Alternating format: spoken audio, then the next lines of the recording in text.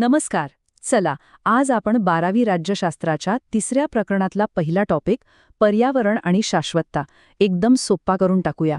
हा अभ्यास असा करायचा आहे की परीक्षेत यावर कोणताही प्रश्न आला तरी पूर्ण गुण आपलेच असणार. तर सगळ्यात आधी हा मोठा प्रश्न समजून घेऊया. म्हणजे 1991 नंतर असं नेमकं काय घडलं की अचानक संपूर्ण जगाला पर्यावरणाची चिंता वाटू लागली?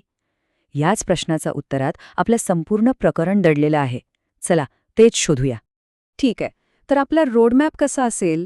सगळ्यात आधी आपण पर्यावरण आणि शाश्वत विकास या शब्दांचा नेमका अर्थ काय आहे ते बघू. मग जगभरातल्या महत्त्वाच्या पर्यावरण परिषदांचा आढावा घेऊ.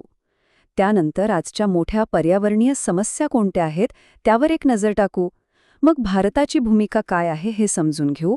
आणि हो, सगळ्यात शेवटी परीक्षेसाठी एक झटपट सारांश पण आहे. चला तर मग थेट विभाग 1ला सुरुवात करूया.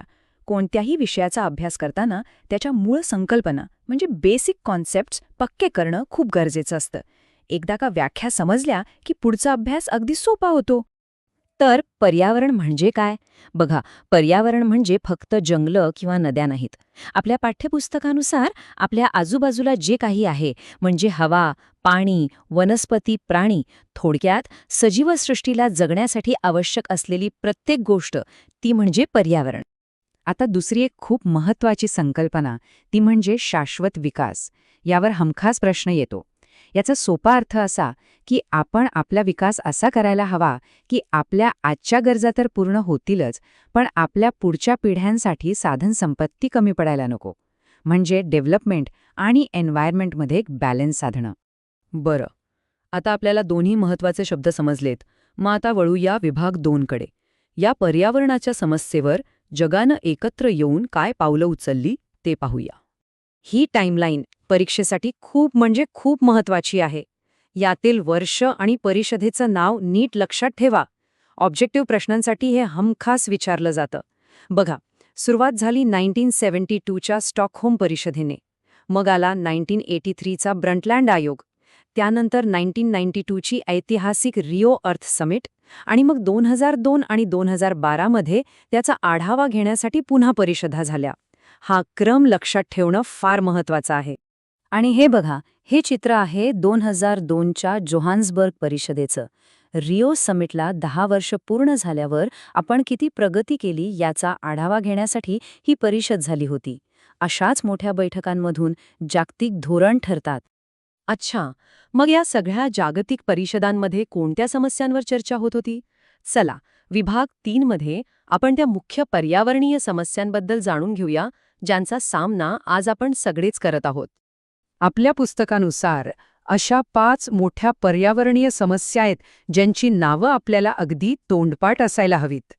आणि त्या 5 समस्या आहेत: हवामान बदल म्हणजेच क्लायमेट चेंज, प्रदूषण, मोठ्या प्रमाणावर होणारी जंगलतोड, पाण्याची वाढती कमतरता आणि जैवविविधतेचा ऱ्हास. यावर मोठा प्रश्न येऊ शकतो, त्यामुळे हे 5ही मुद्दे नीट लक्षात ठेवा. या चित्रांमधनं आपल्याला या समस्या किती गंभीर आहेत याचा अंदाज येतो. एका बाजूला गाड्यांमधनं निघणारा धूर जो हवामान बदलाला जबाबदार आहे, आणि दुसऱ्या बाजूला होणारी जंगलतोड ज्यामुळे आपलं निसर्गाचं संतुलन पूर्णपणे बिघडतंय.